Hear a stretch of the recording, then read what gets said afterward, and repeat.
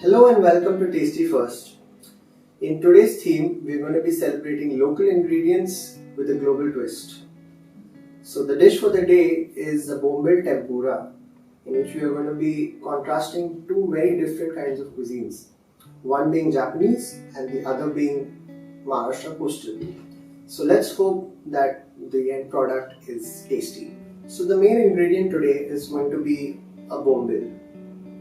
Otherwise also known as Bumalo in Portuguese, or Bombay Duck more fondly in Mumbai. Although it's not really a duck, more of a fish, and more than a fish, it's more closely related to lizards. So it's supposed to be a lizard fish. So let's get down to the first step, which will be the cleaning and cutting of the fish. Here we have this creepy looking fish called the Bombay Duck or Bombil. It has really sharp teeth, so you better be careful. So let's get started by getting rid of the head, and moving on we'll get rid of all the fins, because all we need is the beautiful fillet without the center bone. Let's get rid of the guts, followed by the tail, and cut away from head to tail, making an incision with long confident strokes so as not to damage the fish. Okay, quick question. What do you get when you cross a Bombil with a rock star? Steven Tyler. And that's why I'm not a comedian. So we'll just get rid of the central bone now. This fish is surprisingly cheap. We went to the market in the morning and we bought about 2 kgs for 120 bucks. Let's cut these into bite-sized pieces because they're not going to be cooking for a long time in the oil.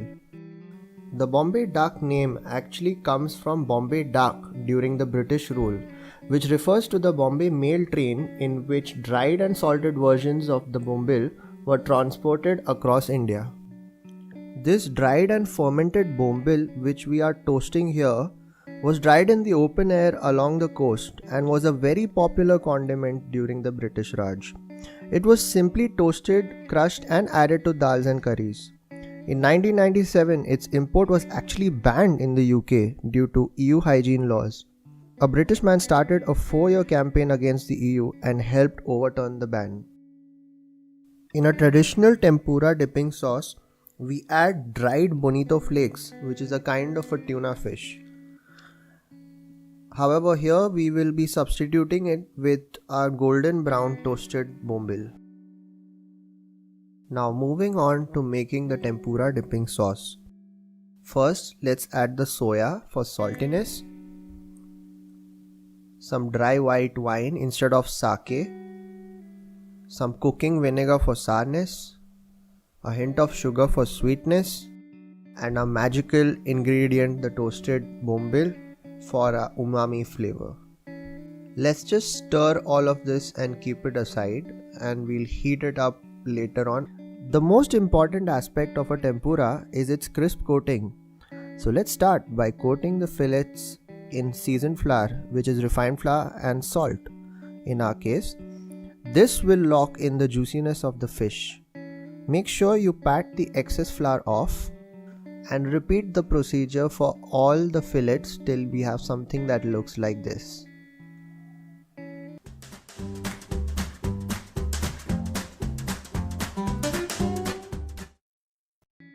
The 3 buzzwords in making a tempura batter are refrigeration, aeration, and preparation. All the ingredients including the egg needs to be chilled. Beer is added for aeration that makes the batter light, but you can use chilled water instead. On the subject of beer batter, a man from Wisconsin, US was arrested for drunk driving for the 10th time and ran out of excuses.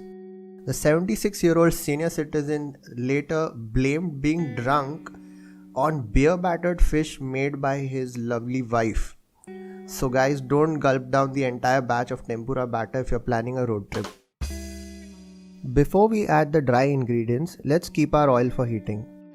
Let's add a pinch of salt for taste, followed by a sieved mixture of cake flour or any other low gluten flour and baking powder. Then let's gently mix all the ingredients. Don't worry if there are bits of unmixed flour It'll just add to the crispiness of the tempura. Funny enough, tempura is not even from Japan. The health conscious Japs were introduced to this prehistoric fast food delicacy by the Portuguese, and some even say the Portuguese got it from pakoras in Goa. Big shout out to Make in India. Also, it was forbidden to make tempura at homes because of the risk of fires catching in paper houses of Japan. Tempura evolved into a street food and later became really popular after oil extraction methods became cheaper. Over the years, it has moved into the fine dining landscape, and you can be set back by $323 for an assorted plate of tempura in a 3 Michelin star restaurant in Tokyo. Quick recap on our buzzword. We've got our cold and aerated batter and our oil heated up for our third buzzword, preparation. You know your oil is heated up when you put a drop of the batter and it comes up in about half a second. Everyone asks how to get that crispy exterior.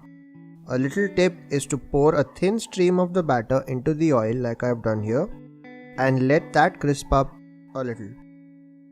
While we're waiting for these guys to crisp up and let the oil come back to temperature, let me bore you with a little more tempura trivia.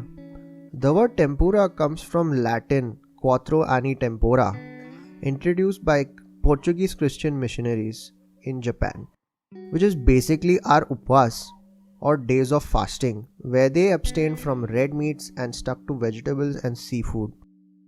Tempura was originally cooked in sesame oil, but you can use any other oil suitable for deep frying like canola.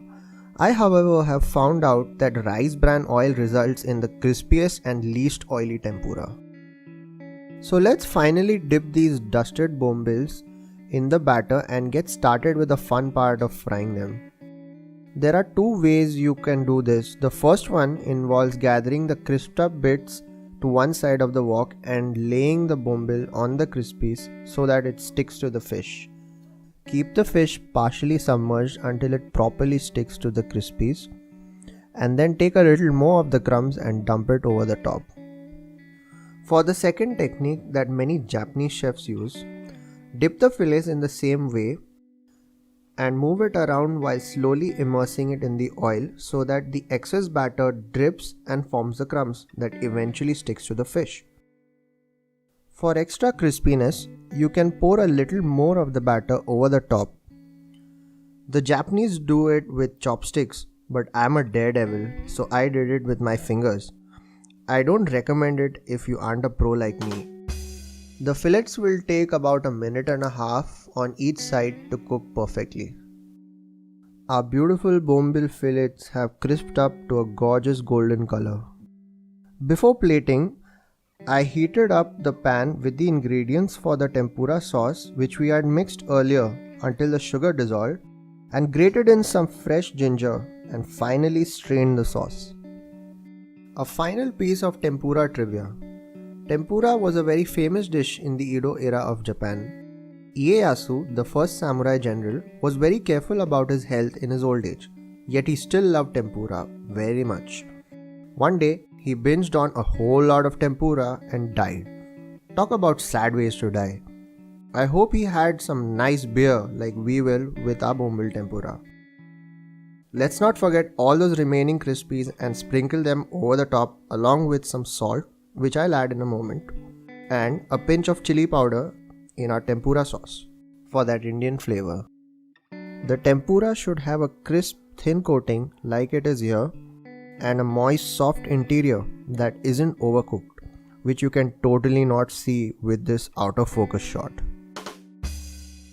So there you have it, Bombil or Bombay Duck tempura with tempura dipping sauce. This beautiful ingredient. Bombil is good as a meat, and the dried bombil is the condiment. So truly versatile, truly local, and truly global. Please like, comment, or subscribe on our channel, and I'll be happy to take any suggestions from you all. What dishes would you like to see in the next episode? And yeah, now time to wash down this tempura with a bit of beer.